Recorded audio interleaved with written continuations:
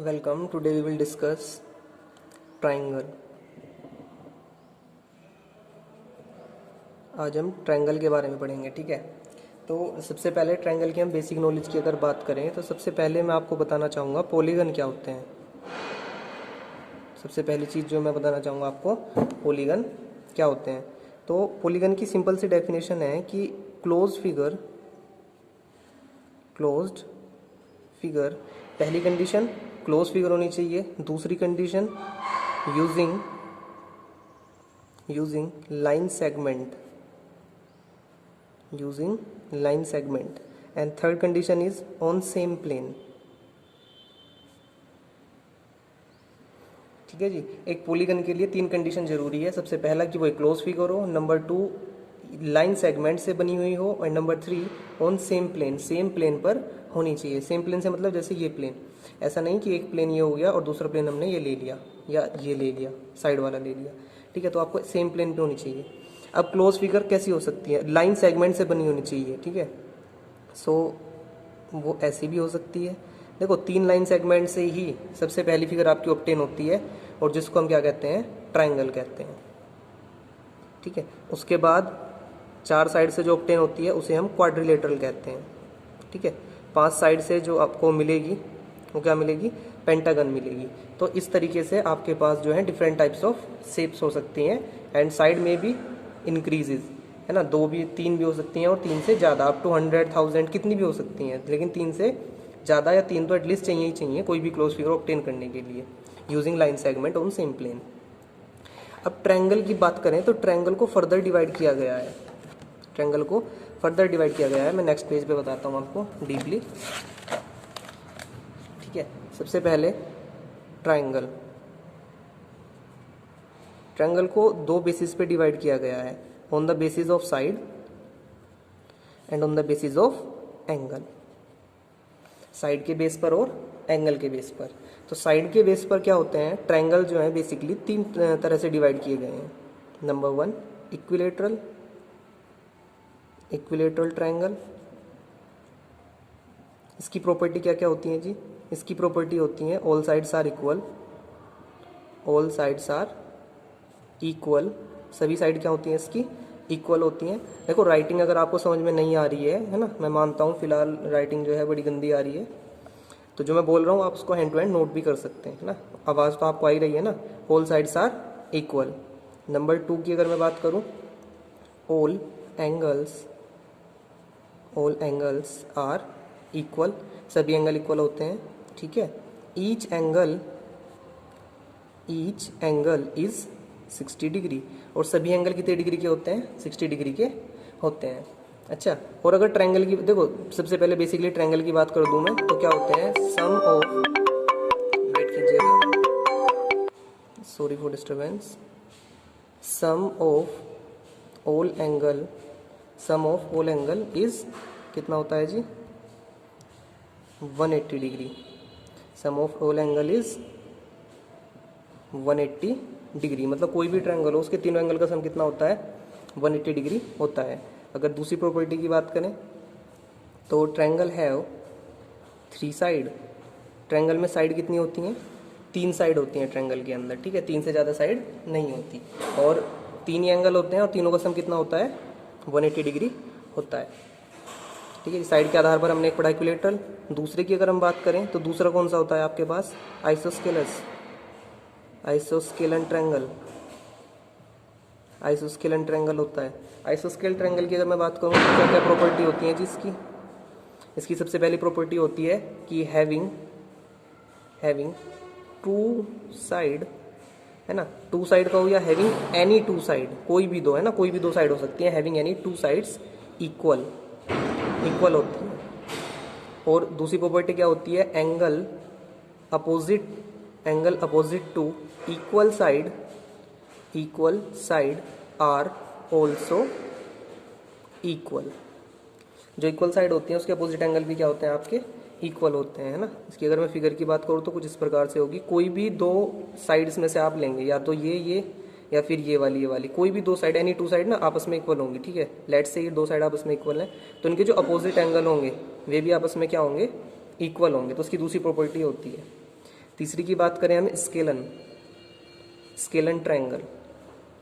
तो scalene triangle कौन से होते हैं आपके पास, जिसकी कोई भी साइड इक्वल नहीं होती है ना, 3 ऑफ देम आर डिफरेंट, तीनों ही अलग अलग होती हैं, कोई भी इक्वल साइड नहीं होती, ना ही कोई एंगल इक्वल होता। ठीक है, आइसोस्केल की प्रॉपर्टी याद रखें, वेरी इंपॉर्टेंट है ना, कि दो साइड आपस में इक्वल होती हैं और उनके अपोजिट एंगल जो होते हैं वो भी आपस में क्या होते हैं, इक्वल होते हैं।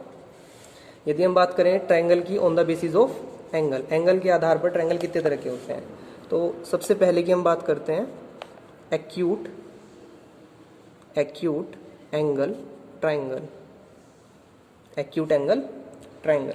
ठीक है, इसमें क्या होता है, इसमें इसकी प्रॉपर्टी की बात करूं मैं तो ऑल एंगल है ना, all angle of A triangle, एक ट्रायंगल के जितने भी एंगल होते हैं वो सब क्या होते हैं, लेस देन 90 डिग्री। भाई एक्यूट एंगल पढ़ा है आपने, एक्यूट एंगल यही तो होता है कि 90 से छोटे और 0 से बड़े, मतलब ग्रेटर देन 0 और लेस देन क्या होते हैं 90 से छोटे होते हैं, तो 90 से छोटे और 0 से बड़े, तो सारे एंगल कौन से होते हैं, एक्यूट एंगल।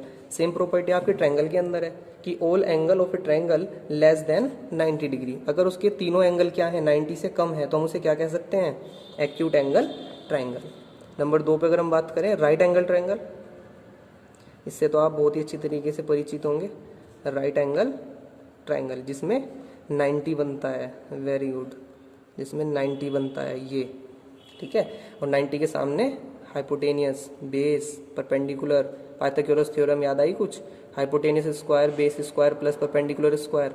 ठीक है जी, तो ये होता है आपका राइट एंगल ट्रायंगल। मतलब इसकी प्रॉपर्टी क्या हो गई, a triangle if a triangle having one angle as 90 degree, यदि कोई ट्रायंगल एक एंगल रखता है किसके रूप में, 90 डिग्री के रूप में, तो आप उसे क्या कहते हैं, राइट एंगल ट्रायंगल। तीसरा आपका क्या होता है, number 3 obtuse angle triangle, obtuse angle triangle. तो ऑब्ट्यूज एंगल ट्रायंगल क्या है कि कोई भी एक एंगल है ना, कोई भी एक angle, if any one angle of a triangle is greater than 90 degree. देखो कोई भी एक एंगल, मैं एक से ज़्यादा की बात नहीं कर रहा, और एक से ज़्यादा तो हो भी नहीं सकते, आप खुद ही सोचें, एक ट्रायंगल के अंदर सोचें, ध्यान से सोचें, एक ट्रायंगल के अंदर क्या 2 ऑब्ट्यूज एंगल हो सकते हैं। भाई एक ट्रायंगल है, पूरे का सम कितना होता है 180 डिग्री, पूरे का सम 180 डिग्री होता है। यदि आप ऑब्ट्यूज एंगल के लिए क्या होना चाहिए, 90 से बड़ा होना चाहिए, है ना, 90 से बड़ा छोड़ो, मैं 90 की बात करूं, अगर 2 90 ले लो तो क्या एक लाइन आपस में कभी मिल पाएंगी, क्या कभी ट्रायंगल फॉर्म हो पाएगा, नहीं हो सकता। ठीक है ना, क्योंकि 9 9 18, 90 भी जोड़ोगे तो भी 180 हो जाएगा, और 90 से ज़्यादा की बात कर रहा हूँ मैं, तो 2 तो कभी भी नहीं हो सकते। ठीक है, ओनली वन एंगल। यदि किसी ट्रायंगल में एक एंगल 90 से बड़ा है तो उसे कहा जाता है ऑब्ट्यूज एंगल ट्रायंगल। यदि एक एंगल 90 है तो उसे कहा जाता है राइट एंगल ट्रायंगल, और यदि 90 से तीनों, है ना, तीनों की बात कर रहा हूँ, तीनों यदि 90 से छोटे हैं, it means acute angle triangle उसको कहा जाता है। ठीक है जी, इसके बाद हम बात करते हैं सिमिलर, है ना, कुछ इसके अंदर आपकी प्रॉपर्टीज़ हैं ट्रायंगल की प्रॉपर्टीज़, जिसमें आप लोग पढ़ोगे कि एंगल साइड एंगल से कोई दो चीज़ आपस में कॉन्ग्रेंट कैसे प्रूफ होती हैं, कैसे नहीं। तो मैं आपको बता दूं,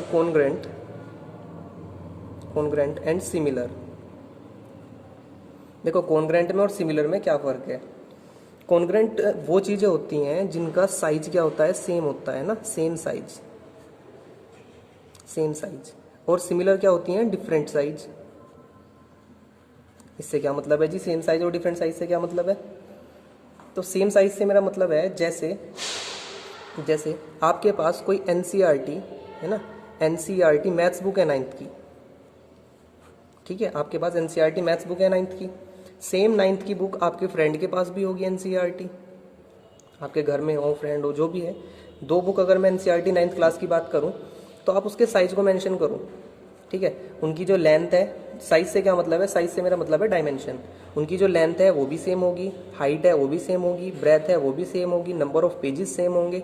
ठीक है, everything in these 2 books will be same, होगी ना, दोनों में सेम चीज़ रहेंगी, तो इन ऐसी चीज़ों को कहा जाता है कॉन्ग्रुएंट, है ना। वन मोर एग्जांपल, यदि मैं अपनी दोनों हाथों की बात करूँ तो दोनों की जो पाम है, देखो बिल्कुल पहली जो मेरी पाम है दूसरी को पूरी तरीके से कवर कर ली है ना, मेरा पूरी जो हथेली है दूसरी हथेली को पूरी तरीके से कवर कर रही है। It means these two figure are said to be congruent, ये दोनों आपस में क्या कहलाएंगी, congruent कहलाएंगी।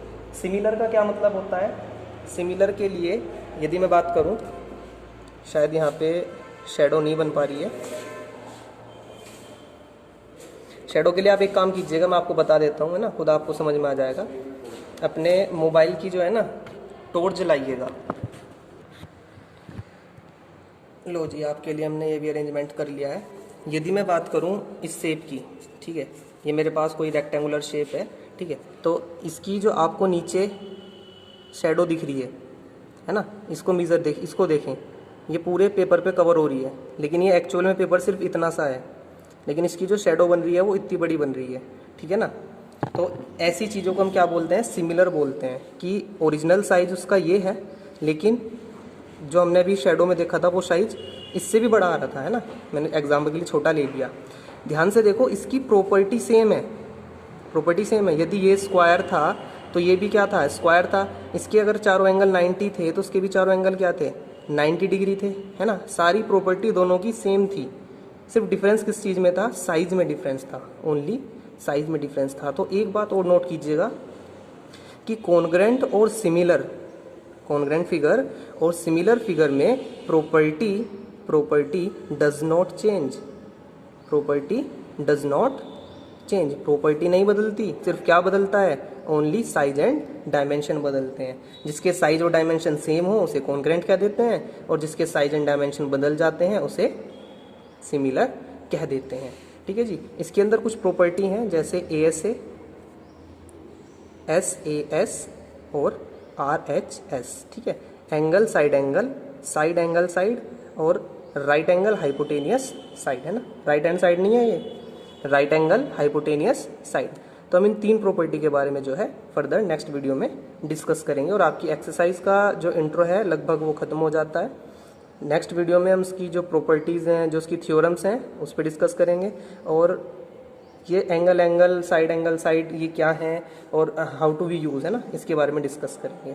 Thank you for watching this video.